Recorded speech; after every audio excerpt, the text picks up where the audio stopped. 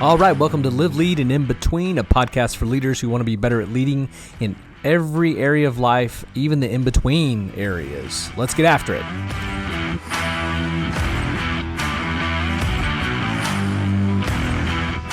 Again, welcome to the podcast. My name is Travis Jones, and I'm the host for this podcast.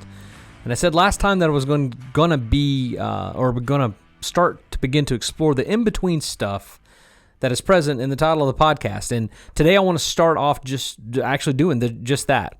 I want to talk about what happens when there's an imbalance present in your life. Imbalance is an interesting thing. What happens is that you don't know you're deep in it and steeped into it until you become very painfully aware that you're there. There are plenty of red flags that you'll see, and most you'll just dismiss, though. And you'll dismiss them as part of the scenery. And as the tension in your life begins to rise, there'll be these flashpoints that'll occur, that'll pop up. And these flashpoints will seemingly have nothing to do with anything, or at least that's what you think. But they'll be quite large and only contribute to the tension that you're already starting to feel. And then one day you'll wake up and you'll realize that, you know what, things are not how they should be. And that's the moment where it's like, I hate to say it, but congratulations, you are aware of the imbalance that exists. The problem, though, is when you become aware, it's too late to make a change to stop it from continuing.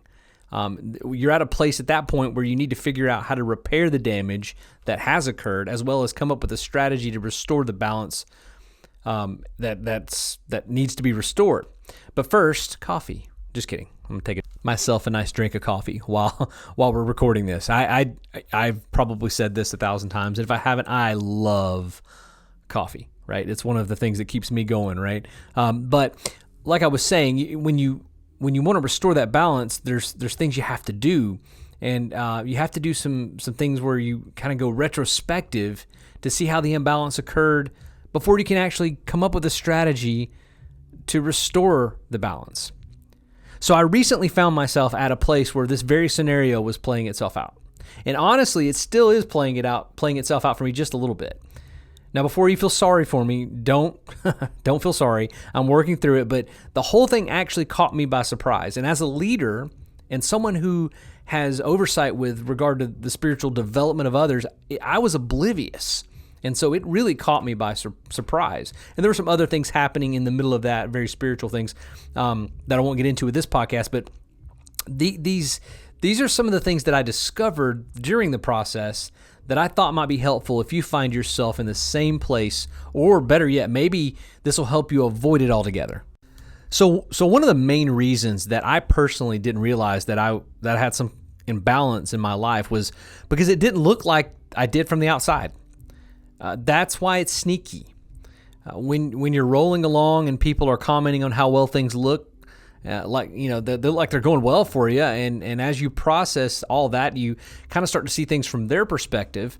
But I really didn't. It snuck up on me, and the one thing that we as humans are good at is making sure that we have all different styles of fig leaves ready to go at a moment's notice. I mean, these fig leaves that we will put on ourselves when we don't like how we're pushed up against, or when someone points out something to us, we don't really like to take anything that doesn't fit our narrative, especially when we're seeing that things are going good, or seemingly seeing that things are going good. And so we miss out when we bump up against something that doesn't fit because it doesn't quite look like everything else. I mean, imbalance comes in when something is off, or one thing has a disproportionate attention level to another, or even when the wrong thing is elevated to a place of height, causing it to tip the scales in the wrong direction. I mean, here's an example of that. And this isn't my example, but this is the one that I could come up with that would really, really kind of drive it home. So work winds up taking all of your time because you deem it important, because it helps to support your family. But your family is the most important thing, and in elevating work above your family and tipping the scale in that direction, the actual most important thing suffers until a flashpoint occurs. But even when that occurs, you might feel a little self-righteous because, after all, you're providing for your family. But what you don't realize is that they would rather you provide you other than the ability to buy stuff. And you don't realize that a disaster is fast approaching because imbalance is a sneaky thing. And it leaves you with kind of this nagging feeling that something is off. And I'm going to tell you that nagging feeling that something is off is a very big indicator that we often miss. I mean, I missed it, but I would walk around feeling like, man, something just doesn't feel quite right. Even though everybody else is pointing and saying that these moments and these things look good. You got it going on. There's a lot of involvement. There's a lot of activity. That nagging feeling was my soul going, something's off here. Something's off here. Pay attention to me. And it just won't leave you. And that is probably the second symptom that there's an imbalance in your life somewhere. You have this nagging feeling that something isn't quite right. Now, one of the other things that I realized that was happening within me was I had this long-term direction block. And let me explain what I mean by that.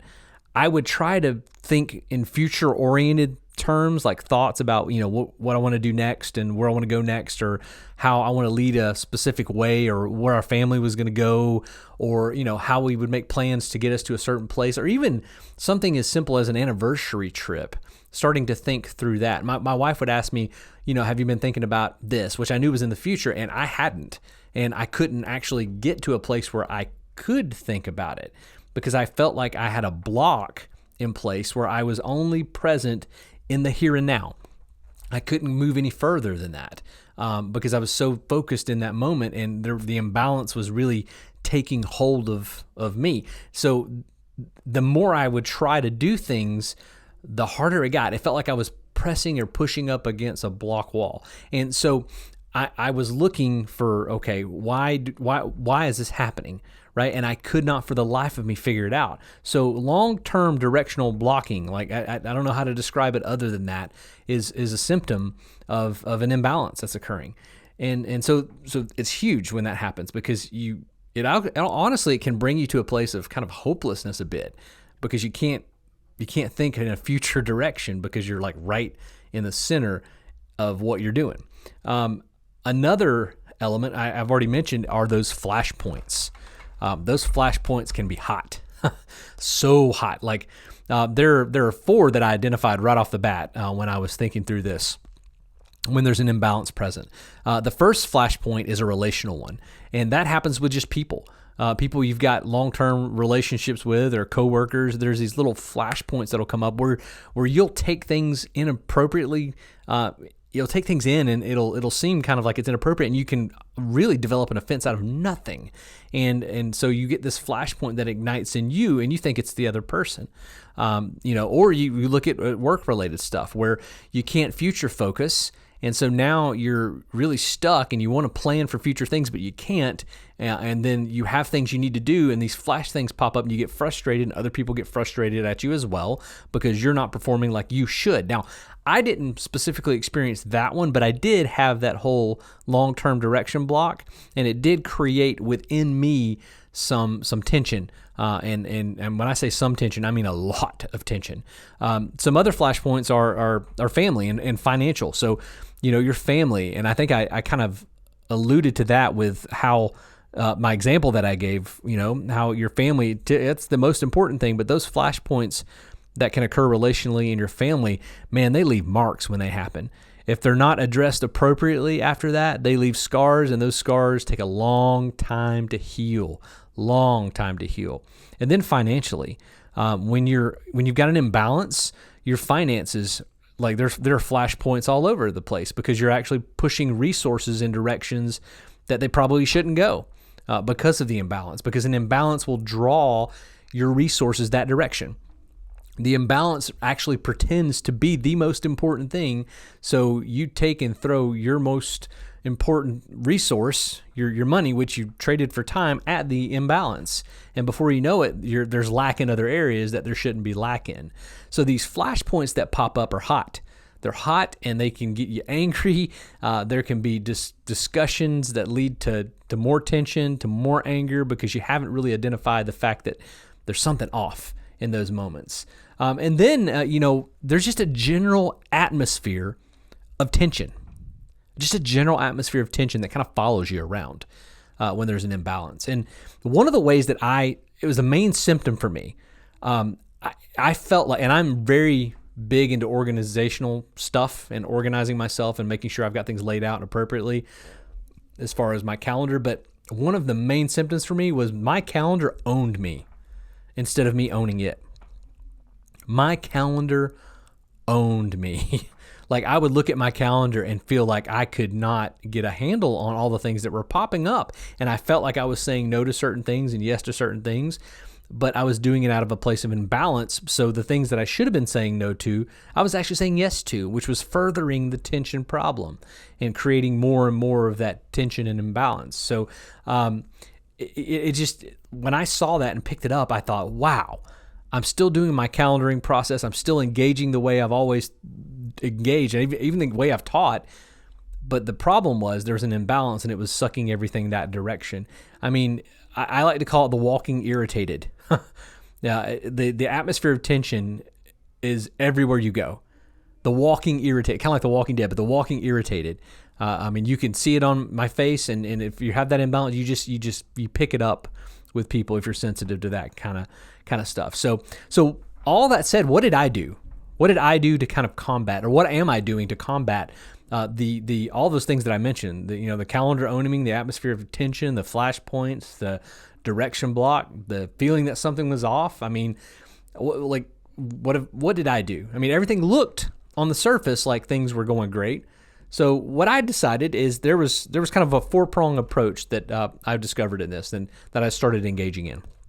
Number one, I was going to identify what the imbalance was. I was going to name it, and I was going to claim it. Now, I'm not talking about that whole name it, claim it, prayer healing movement. I'm talking about I was going to name the thing that was off, the thing that was sucking the resources, the thing that was moving me in a particular direction that was not balanced, and then I was going to claim my responsibility for it.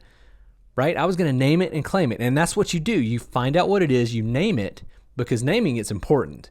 Because when you name it, you know what it is. And then you claim it. You claim that I did this. I got sucked this direction, and I have a responsibility for that. And then I went into a retrospective kind of mode, like a retrospection. And so I started looking back. I'm like, when did this occur? When did it start? And I'm here to tell you that imbalance always starts earlier than you think. So wherever you're thinking that it started on your calendar, or wherever you're thinking that the moment that this happened, you said yes instead of no, at that moment, go back and look before that and get an idea of what's going on. Because typically, like I said, it sneaks in, it sneaks up on you, and it's like the multitude of little things really that actually cause the issue rather than one large moment, right? So take a look at those things so you can actually identify the issue. And once you've identified the issue in that retrospection, and kind of see where it's at, then you get into the strategic thinking portion of this. And I love strategic thinking. A lot of people are good at strategic thinking, but not a lot of people are great at actually execution. And so when it comes to strategic thinking, you got to really look at, okay, well, here's the issue. Here's where I went off balance. I need to come up with a plan. And once I come up with a plan, I need to work the plan. And just know that whatever plan you put in place, whatever plan you pray over, or whatever plan you feel like is the plan that's going to take you back to a place of balance, you will be opposed on all sides when you put that plan into place. There will be opposition from all sides. There'll be opposition from people, it'll seem like. There'll be opposition internally in you because that tension still exists there and that imbalance is still there. And then there'll be like spiritual opposition to that. And you'll have to fight and push against and push back against those things because the opposition is real. To quote the t-shirts, the struggle is real. So once you start strategic thinking and you come up with a plan, then just know that there's going to be opposition. Like put that on your whiteboard or wherever you're planning this out. Opposition will occur. And when it occurs, this is what I will do, just so that you have that plan in place as well. Because if you do not recognize the fact that opposition will occur, when it happens, you'll be so quick to fall back into the old patterns of both thinking and behaving, and it'll take you back towards that imbalance. And that's not what you want with this. And then the last thing that I've kind of identified is all the flashpoints that happened, right? All those things that happened that were indicators, specifically the relational stuff. you're going to have to repair that. You're going to really have to repair that, and you're going to really have to look at why those occurred, how those occurred, and really, that's people stuff, and that can be messy at times. But repairing those things relationally is important, because they happen as a result of the imbalance, and then begin to rebuild those moments, rebuild those relationships and things like that. And then if the imbalance is something that's very physical, you need to go after it. You really do need to go after it. If there's an imbalance in resource allocation or something like that, you need to go after it and repair and rebuild that and realign that thing, both physically and internally in yourself, right? And so that's kind of where I'm at. I'm in the repair and rebuild area of it, and I haven't been able to come up with a fifth one. That doesn't mean it's not there. But at this point, for me, it was, naming it and claiming it, and then being retrospective to kind of see where it occurred, starting to strategically think about how to get rid of it, how to fix it, how to organize it, how to put an end to it, and then begin to repair and rebuild all the things that were damaged as a result, and also the thing itself. So I hope this was helpful today. I really do, because I'm coming out of this, and I would hate for someone else to step into it. But if you're in it right now, I can understand kind of where you're at, right? So think about these things, and like I said, I hope it was helpful. And if it is, please share it with somebody else. We'd love for that, and we'd love for you to subscribe to the podcast as well. I actually just set up a Patreon, and I put a link in the show notes there. And if you would like to support the show, I'm working on that, and actually working on some content that I'm going to develop, some like online courses or one or two things like that that'll be available to Patreons. So if you'd like to do that, I'd love the support, because I love doing this kind of stuff. But you can find that at the show notes there. So I think that's all we're going to cover for today. I think that's probably enough. And look for the next one, sometime the 1st of November. Not sure what the topic's going to be about, but it is coming. And I'll just say, until then, this has been Live, Lead, and In Between. And I would encourage you to lead well.